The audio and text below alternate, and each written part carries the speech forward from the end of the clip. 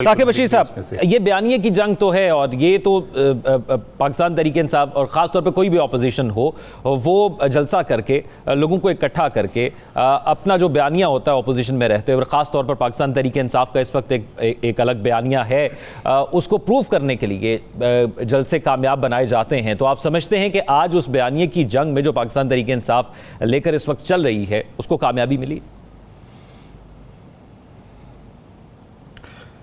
कामयाबी तो उसी हद तक हम बात करेंगे कि जो जलसा होना ही कामयाबी उनकी है कि चलें, उनका प्लस पॉइंट है कि पंजाब में उन्होंने 16 माह के बाद एक एक्टिविटी की है, लेकिन इसको बेहतर तरीके से पीटीआई यूटिलाइज कर सकती थी।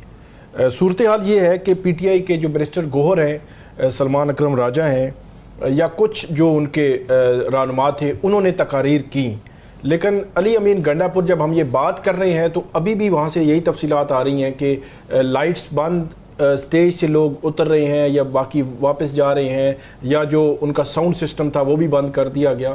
तो इसमें अली अमीन गंडापुर उनकी तकरीर नहीं हुई।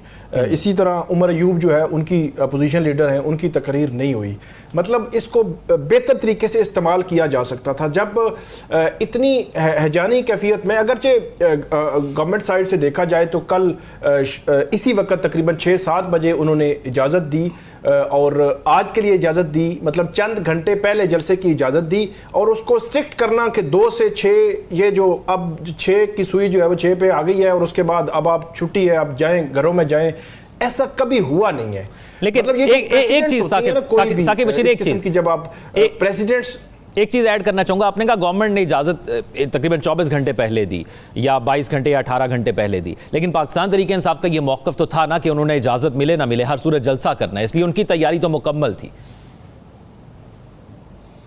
नहीं, वो प्रेशराइज करने के लिए था उनका। ऐसा मैं आपको बताऊं कि ये अगर इजाज़त ना मिलती तो मेरी सेंस के मुताबिक वो जलसा ना करते, वो एहतजाज करते मुख्तलिफ जगहों पे, जिस तरह कल इमरान खान साहब ने कहा था, क्योंकि अब जो उनकी प्लानिंग है वो कानून के मुताबिक ही चलेंगे। 9 मई को जो कुछ हुआ और जो कुछ उनके कारकुनान, उनकी लीडरशिप के खिलाफ इस वक्त भी केसेस हैं, वो मेरा ख्याल में अभी तक उस मामले से निकले नहीं हैं। तो इसलिए गवर्नमेंट को भी स्ट्रिक्ट करना, ये जो मैं प्रेसिडेंट्स की बात कर रहा था, आप ये जो प्रेसिडेंट्स आप सेट करते हैं ना, फिर आपको कल खुद भी भुगतना पड़ता है। कल अगर मुस्लिम लीग नून की, पीपल्स पार्टी की गवर्नमेंट आएगी और वो चाहेंगे कि जलसा हमने करना है, फर्ज करें कि कल मुस्लिम लीग नून या पीपल्स पार्टी कहते हैं कि हमने केपी में जलसा करना है, तो केपी का मुतलका डिप्टी कमिश्नर कहे कि आपके पास 2 से 6 तक का टाइम है, 6 बजे कहे कि खाली करें जाएं घरों के, तो इनको कैसा महसूस होगा? तो मैं इसलिए कह रहा हूं कि थोड़ा सा तहम्मुल का मुजाहरा करना चाहिए कि कम से कम 6 का टाइम है तो चले 9 बजे 10 बजे जलसा खत्म हो जाएगा, 12 से पहले वो जो है वो वाइंड अप कर देंगे। तो ये गवर्नमेंट की साइड थी, लेकिन इसको पीटीआई को इस एंगल को मेरे ख्याल में यूटिलाइज करना चाहिए था। 2 बजे 2 से 6 तक का टाइम था, उनको चाहिए था आते, तकारीर करते, अपना बयानिया देते, जो कुछ उनके मुतालबात थे वो रखते और उसके बाद आगे चलते। लेकिन ओवरऑल मैं ये समझता हूं कि वो जो कारकुनान उनके एक्टिव होना, उनको एक एक्टिविटी मिलना, एक पॉजिटिवली अगर देखा जाए तो उनके एंड से तो ये पॉजिटिव है, लेकिन ये उनको अब इसका एज ये मिलेगा आज जो जलसा जिस तरह खत्म हुआ है कि उन पे मुकदमा दर्ज नहीं होंगे जिस तरह इस्लामाबाद में हो गए थे। उनकी स्पीचेस जो है वो उस पे ऑब्जेक्शनेबल जो मटेरियल था, गुफ्तगू थी, उसके वाले से बात नहीं होगी। लेकिन एक चीज ये भी सामने नहीं आई कि पीटीआई ने आज की क्या प्रेस रिलीज कहा जाए, पीटीआई का एजेंडा क्या कहा जाए, क्या कहा जाए कि क्या मुतालबात है उनके। वैसे तो उनके 8 फरवरी इलेक्शंस, 9 मई पे जुडिशल कमीशन और जो अभी अदलिया और हुकूमत में जो महाजराई है वो सुप्रीम कोर्ट के साथ खड़े हैं, ये 2-3 उनके मेजर जो है वो मुतालबात हैं। लेकिन ये जो आज की जो एक्टिविटी थी, गवर्नमेंट एक साइड से ये कहती है कि पंजाब में, लाहौर में, इस्लामाबाद में वो ख़त्म हो गए। जब वो ये कहते हैं तो हैरानगी इस बात पे होती है, जब वो खत्म हो गए तो फिर खोले रास्ते, खोल के उनको कहें 6 क्या आप रात 12 बजे तक भी। बिल्कुल ठीक है साकिब बशीर साहब। अब कल एक जस्टिस मंसूर अली साहब का एक फैसला भी आया। हम हमेशा सुनते हैं कि हम जब ये पार्लियामेंट से कानून पास होते हैं तो अक्सर उसमें कहा जाता है کہ ماضی سے اس چیز کا اطلاق ہو گیا. انہوں نے بڑے اہم ریمارکس دیے. انہوں نے کہا کہ شہریوں کو موجودہ قوانین کا علم ہوتا ہے جس کے مطابق وہ اپنے امور انجام دیتے ہیں. مستقبل میں اگر کوئی قانون بنے تو اس کا ماضی کے اقدامات پر اطلاق کیسے ممکن ہو سکتا ہے, اور اس میں مزید بھی ریمارکس دیے گئے ہیں. تو یہ ریمارکس آپ کو کیسے دیکھ رہے ہیں آپ کے, اگر 25 اکتوبر کے بعد, کیونکہ جو موجودہ آئین و قانون ہے اس کے مطابق تو جسٹس منصور علی شاہی چیف جسٹس ہوں گے, تو حکومت گھبرائے؟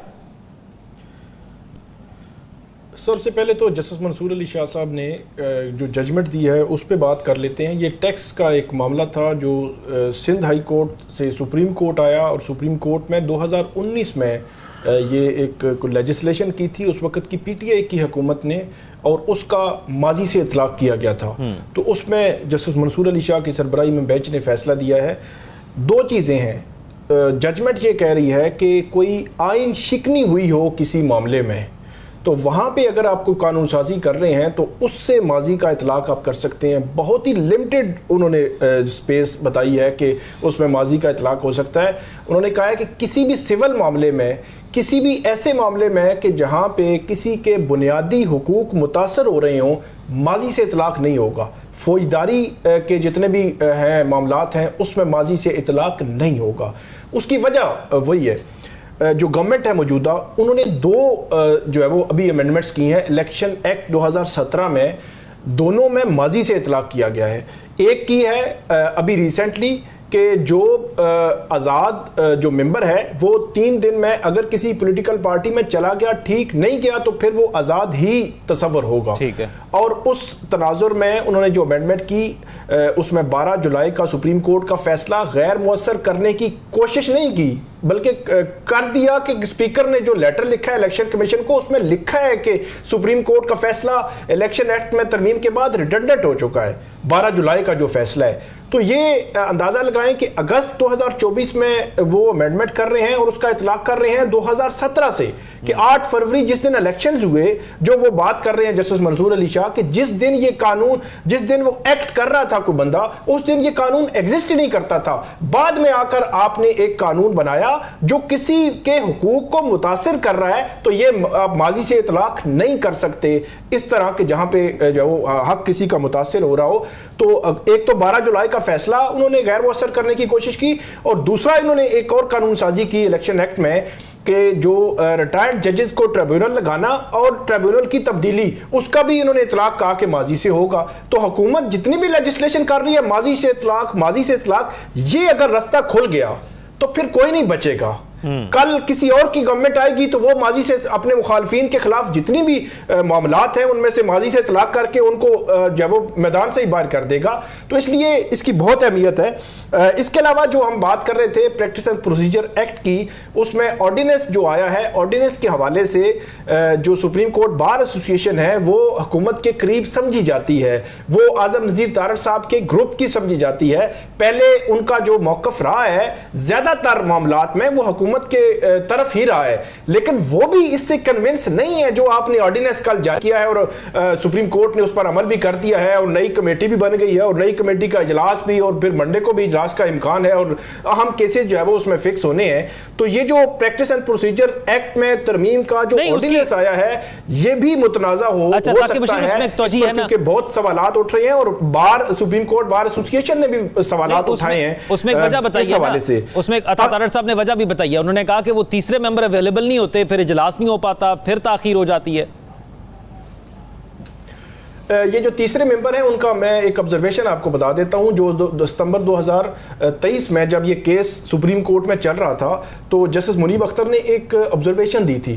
انہوں نے کہا کہ یہ جو رستہ آپ کھول رہے ہیں نا پریکٹس اینڈ پروسیجر ایکٹ کا, یہ بنیادی طور پر سپریم کورٹ کو کنٹرول کرنے کا ایک ذریعہ ہے. تو کل ہم نے یہ دیکھ لیا کہ حکومت کیسے کنٹرول کرتی ہے. گورنمنٹ کو کیا لگے کہ بھائی سپریم کورٹ اس طرح کر رہی ہے اور اس طرح جا رہی ہے, آپ ایک آرڈیننس کے ذریعے کریں گے, اس کا مطلب ہے یہ ایسا رستہ یہ بنیادی طور پر کنٹرول کرنے کا ایک ذریعہ بنایا جا رہا ہے. جو آئینی ترامیم 54 کا ڈرافٹ سامنے آیا وہ ڈرافٹ اتنا خوفناک ہے کہ پورا سٹرکچر ہل جائے گا. جو آئینی عدالت کی ہم بات کر رہے ہیں وہ بنیادی طور پر سپریم کورٹ کے اوپر ایک کنٹرولنگ اتھارٹی ہوگی, کہ سپریم کورٹ کے اختیارات کم کر دیے جائیں گے, اور پھر جو آئینی عدالت ہے اس کا چیف جسٹس حکومت لگائے گی, ججز گورنمنٹ لگائے گی. ऐसे लगता है कि जो स्टेट के 3 पिलर्स हैं, अदलिया है, मुकन्नना है और इंतजामिया है, एग्जीक्यूटिव है, तो ये तीनों पिलर्स में से एक को बिल्कुल गैर मौसर करने की कोशिश हो रही है कि जो हाई कोर्ट का जज लगे कि ये ठीक नहीं चल रहा गवर्नमेंट के साथ, उसको ट्रांसफर कर दें बलोचिस्तान या सिंध में। कोई अगर जज जो है उसके खिलाफ कोई शिकायत आए तो उसको जो है वो आईनी अदालत के वो जजेस सुनेंगे जो गवर्नमेंट के अपॉइंटी हैं, डायरेक्टली गवर्नमेंट के डायरेक्टली अपॉइंटी में बात इसलिए कर रहा हूं कि वो यानी आप समझते हैं कि गवर्नमेंट जो है वो वही लगाती है जो उनके हमायती होते हैं, या उनकी जो वकला की तंजीमें होती हैं, उनके साथ जो है वो अटैचमेंट उनकी होती है, तो वो उनको ही जो है वो हमेशा लगाया जाता है। तो ये कंट्रोल करने का सारा एक सिनेरियो है। इसका मैं ये समझता हूं कि अदालतों में पेंडेंसी के साथ डायरेक्टली या इनडायरेक्टली कोई ताल्लुक नहीं, सियासत बहरहाल गवर्नमेंट जो ठीक है। आपको लगता है कि स्ट्रक्चर खराब हो रहा है, नुकसान जो है हमें बहुत ज्यादा होगा।